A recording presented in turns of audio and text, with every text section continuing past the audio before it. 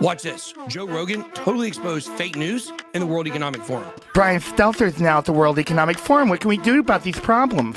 I'm Brian Stelter, formerly of CNN, now a fellow at Harvard University. He looked very comfortable there, didn't he? Of course he does. He's with evil lizard people. Illegal hate speech, which you will have soon also in the US. I think that... that are trying to control the world. That's his bosses. He knows how to handle that kind of situation. Since we're being live streamed, a reminder that the hashtag is WEF23. We can try to put some real information out into the world to make up for all the crazy. I've been around these evil lizard people. What does Joe Rogan's public spat with a gay reporter who couldn't even get the news straight have to do with a massive, interconnected network of information ran by the most powerful family in the world? Stick with me until the end. This one's a doozy. Let's get it. I'm not a financial advisor. Welcome to BitBoy Crypto. My name is Ben. If you're new, do yourself a favor and hit that subscribe button. If you've been around here a while, do your duty and hit that like button. We've been doing some videos lately that should be a shock to your system. Why? Because no one else is talking about the things that I'm talking about. No one in crypto anyways. Some people were trying to tell you, but you couldn't find the right sources of information. What if I told you? That's on purpose. Today, we're diving deep into the fascinating world of information networks. We aren't talking servers, data, the internet, IT. Nope. This is something totally different. It actually became a game changer way back in the 1800s. So what does a reporter at a conference in Davos in 2023 have to do with a controlled messaging campaign across the entire world? Oh, it does. At the World Economic Forum yesterday, former CNN anchor Brian Stelter hosted a panel on media disinformation and claimed that the U.S. has a lot to learn from potentially European internet regulators. You see, Brian Stelter got fired from CNN in August of 2022 for what we'll just say was bad judgment. But did he really get fired? Sweet gig, right? You go from getting canned at Fake News Central to literally running a fake news panel with the people originating the fake news, aka the most powerful people in the world, right? You see, CNN was never really Brian Stelter's boss. His WF handlers have always been his daddies. In this case, that hits a little different, but I digress. On the JRE podcast, Joe Rogan mocked Stelter, as we heard in the beginning. What did Stelter do after that? Well, he immediately went on Twitter, denying the obvious. And back then it was called Twitter.com. Here's where things get hard to deny for Stelter. He's made the stamp on his career discussing fake news. Here's the thing. The term fake news is the term the general public calls it. However, when you hear dog whistle phrases like disinformation campaign or beware of misinformation, you know you're most likely listening to someone affiliated with a WEF plan to, let's just call it what it is, control the news. Don't believe me? The sharing of biased and false news has become all too common on social media. More alarming, some media outlets without checking facts first. Unfortunately, some members of the media use their platforms to push their own personal bias and agenda to control exactly what people think, and this is extremely dangerous to our democracy. Let Brian explain that to you. Watch this.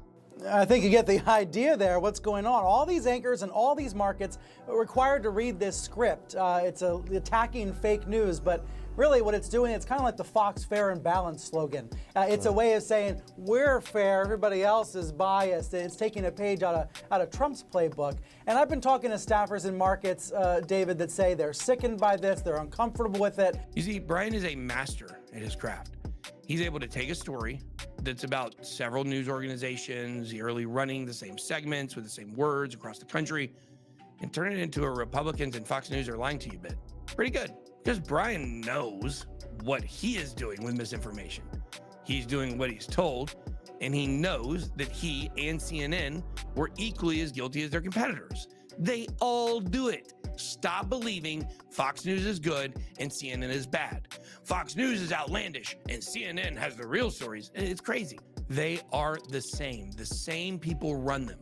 But you see, there's something much more sinister about controlling information. You see, it's done every day by people who don't even know or understand that they're contributing to the larger narrative. Up to 200 stations. You have one of the great political messaging machines in the world. And especially, it's the local people, the people you see at the supermarket in Tulsa, Oklahoma, or your hometown in Wisconsin, Madison, Wisconsin, who are delivering these messages. They're not people from New York or Washington who you can dismiss. Much more powerful. See, they don't even know what they're doing. Systems upon systems upon systems built on each other to control the flow of information with such precision that nobody even knows it's happening. We just think it's a news channel's political bias that makes it say the exact opposite of its rival channel. It's not, guys. Let's explore. So you might think that platforms like LinkedIn or Quora are the big innovators in information networking on the internet. But let me take you back to the Rothschilds, the banking dynasty that mastered the art of information. They were the original kings of connectivity, leveraging info to dominate the financial world. And they didn't even establish their dominance by reading annoying Quora posts that pop up in your search results you don't care about. They did it with their brains, because obviously they don't have hearts or souls. JK, JR. Founded by Mayor Amschel Rothschild and his 5 sons, who were scattered across major European cities, the Rothschilds out of the Austrian-Hungarian Empire weren't just bankers. They were the pioneers of the earliest form of rapid communication. Instead of counting on the slow and unreliable mail systems at the time, they set up their own network. We're talking carrier pigeons and couriers on ships and horses, folks. This was the 1800s version of instant messaging. Who do you think was the first Rothschild to slide into a hottie's DMs? And let me tell you, getting nudes through courier pigeons is very risky. Back then, Farmville was you actually farming and telling somebody you saw at the store you go to once every other week because it's a 7-hour walk away. Guys, this is serious. And the payoff for controlling this information, massive. By receiving information faster than their rivals, they could make moves on the stock exchange before anyone else knew what was happening. The earliest pumper and dumpers. Imagine knowing the outcome of a battle days before it hit the newspapers. Kind of like everyone knows the outcome of my boxing match versus Last Show. By the way, if you want to see me fight live in London on June 15th, we have a link down below. Hey, who knows? Maybe I'll knock you out. Get your tickets fast. Fast forward to today. 5 billion people have mobile phones and data moves at the speed of light. The landscape has changed, but the essence remains the same. Information is power. And in future videos, we're going to look at this. Those who control the world, they set up massive networks so that you only get the news the way they like you to get it. And that is why our voices on social media are so important. It's kind of like our last line of defense. Make sure, by the way, you're following me on x.com for the latest in crypto news and info, and maybe even some alpha and crypto picks at Ben Armstrong's X. So what's our takeaway in the crypto world? Just like the Rothschilds, we need to stay connected, use the tools available to us, and always stay one step ahead. It's all about leveraging today's information networks to make informed decisions and, of course, profitable trades. But more than that, I hope what you take out of today's video is you need to question your sources of information at all times, even me. We're going to dig much deeper into this deep and dark web of the mainstream media, facilitators, and information networks next week. So make sure, hit that bell so you get those noties. Good boy out.